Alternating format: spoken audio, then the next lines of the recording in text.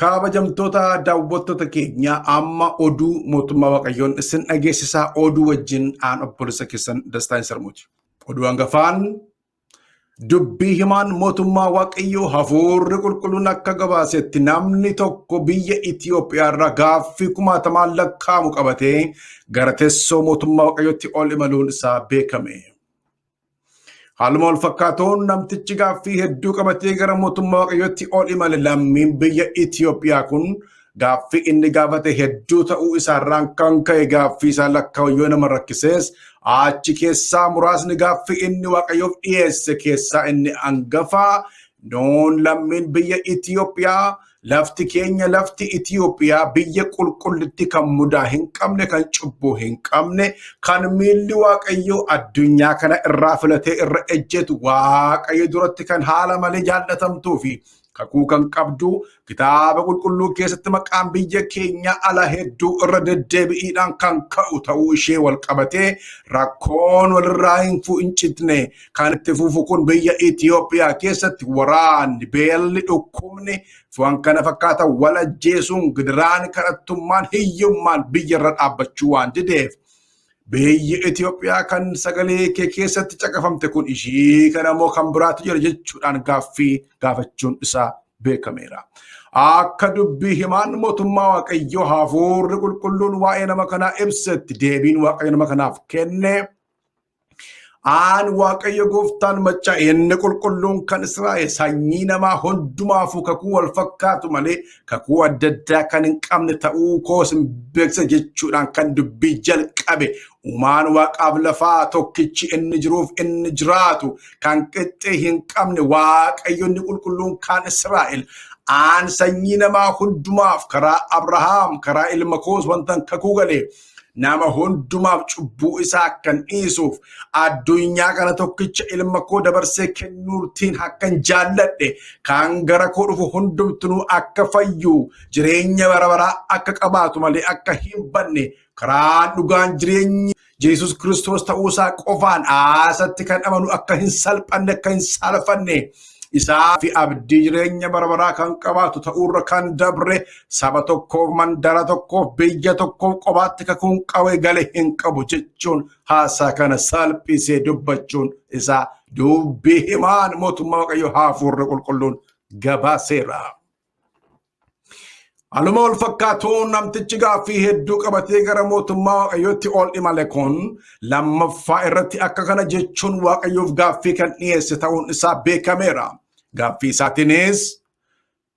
biyya keenya biyya Itoophiyaa akka abboonni nutti himanitti seenaa waggaa 6,10 fi isaa ol kan qabnu argamni ilma namaas lafa kee ta'uurraan kan ka'e luboota wayyaan isaanii lafa haraa adeemu kan goffiyyaa mataarraa godhuu fakkaatu kan areedi bissee kan masqalii qirxatanii harkatti baadhatanii gabaaf karaa gubbaatti ilma namaa dhungachiisaa adeeman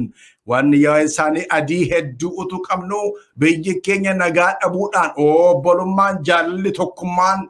walii wajjin dhaabbachuun wal wajjin jiraachuun biyya keenya keessatti si'an rakkoo guddaa ta'e itti fufuun maaliif gaaffii jedhuuf. Akka kana jechuudhaan hangafti lubootaa hangafti du'aa ka'u tokkichi ilma Waaqayyoo qaamni sadan tokkummaa Yesus Kiristoos gooftaan keenya deebii kenneera. Gooftaan keenya fayyisaan keenya Yesus Kiristoos hangafni lubootaa aan lubootaaf kana fakkeenya ta'e yookaan achimmoo lubootaaf kanan hangafa ta'e lubbuu koo hoolota koof dabarsee kennuudhaan bakka cubbamootaa ofii koo akka nama abaarameetti ba'aa warra kaanii baadhee fannootti ol ba'uudhaan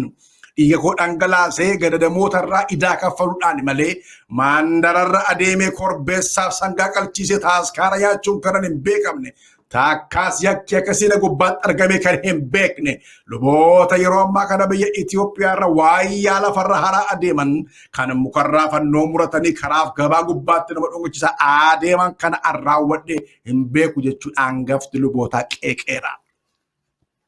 Alawol fakkaatuun lubummaa luboota kana attamiin ibsita gaaffii jedhamuuf ammaa takkan beekutti lubummaan isa kan kooti anis hangafta luboota kanan ta'eefi namoota karaa an dabrurra darban hojii ani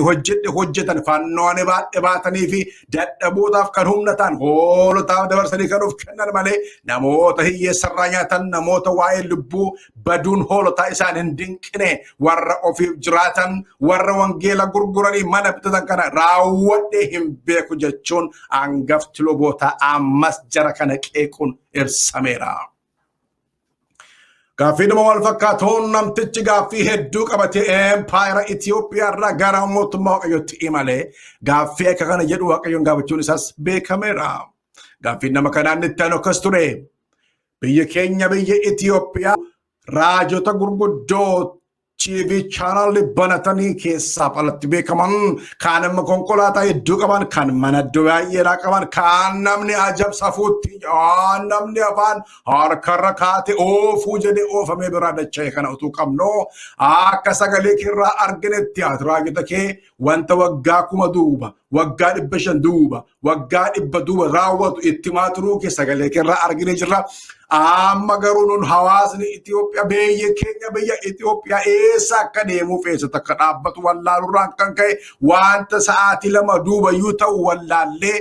burjaajii guddaa keessatti kan argamu taanee otoo jirru sababiitti ati raajota keetti waa'ee keenya hin dubbanneef maaliif gaaffii jedhuu fi deebiin Waaqayyo akka kana ture. Aan Waaqayyo gooftaan maccaa inni qulqulluun kan Israa'el waaqaaf lama kana kanan uume raajota kanan dibu eeyyee ergamoota kanan kaasu ergamootaaf raajota biyya Itoophiyaa irraa hin qabu jechuun kuffiseeti jira. Sanumaan wal qabatee mootummaa Waaqayyo keessaa deebiin gaaffii kanaaf dhufeen aan Waaqayyo gooftaan maccaa sagalee koratti akkuma dubbadhe raajonni sobduun akka ka'an wangoon bifa hoolaa uffatte heddumminaan lafa kana gubbaatti akka isheen bobbaatu baay'ee warra amantiitti jiran akka wallaalchiftu malee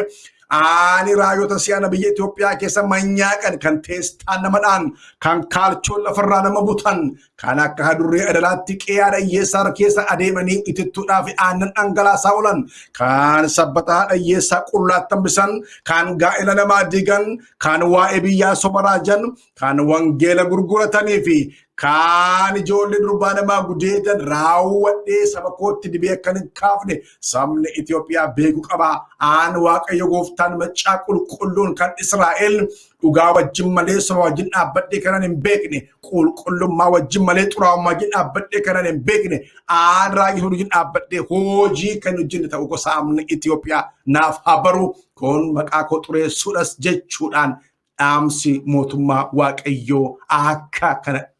dubbatu eeramee jira. Haaluma wal fakkaatuun namtichi gaaffii 1000 qabatee biyya Itoophiyaa irraa gara mootummaa Waaqayyootti imalee akka kana jechuun gaaffii gaafatee ture jechuunis dubbii imaan mootummaa Waaqayyoo hafuurri qulqulluun gabaaseera. Gaaffiin kunis sagalee keerraa akkuma arginutti faarfattoonni dubbii keerratti arginu warra akka Daawit warra akka Asaaf warra akka Yuubaal warra akka Elsaa warra akka ijoollee Qooree guddummaa kee cimina kee jabina kee aangoo kee waaqummaa kee dubbachaa yommuu turan kan ta'u warri amma biyya Itoophiyaa keessaa faarfannaa siif kataban garuu magaalaa baadiyyaatti galuudhaan qumxaarraa bolaalee uffachuudhaan shiroorraa kitifoo nyaachuudhaan akkuma kanas immoo faarfannaa kana horiitti jijjiiranii haala ilaalaa qilleensa ilaalaa baandura adda addaa qabachuudhaan dubbii faarfannaa kana gara wanta biraatti gaggeessaa jiru jedhamu gaaffii Waaqayyoof dhiyaateen hafuurri qulqulluun dubbiin himaan mootummaa Waaqayyo akka kana jechuudhaan dhaamsa faarfattoota Itoophiyaaf dabarsuun isaa beekameera. Dhaamsi dubbiin himaa mootummaa Waaqayyo hafuurri qulqulluun faarfattoota biyya Itoophiyaaf dabarse yaa faarfattoota biyya Itoophiyaa an dubbii himaan mootummaan Waaqayyo hafuurri qulqulluun isin wajjin dhaabbachuudhaaf mul'ata haaraadhaan gara keessan dhufuudhaaf fedhii guutuu kana qabu yoo ta'u isin ammoo utuu waa'ee shiroo waa'ee barbarree waa'ee nyaataa waa'ee dhugaatii waa'ee uffataaf waa'ee aduu gadiitti wanta darbutu faarfattanii guddummaan jabinni waaqummaan Waaqayyoo utuu isinitti hin mul'atin xurataa bahuudhaaf waan jirtaniif dafaa fuula waaqayyo barbaaddadhaa jechuudhaan dhaamsa faarfattoota biyya Itoophiyaatiif dabarsuu isaa dubbiin himaan mootummaa waaqayyo hafuurri qulqulluun gabaasuun isaa beekame. Egaan kabajamtoota daawwattoota keenyaa oduu mootummaa waaqayyo Kingdom TV irraa har'a isin darbu kanumaan xumurra. Torban sagantaa kan biraan hamma walitti deebinutti nagaan turaa.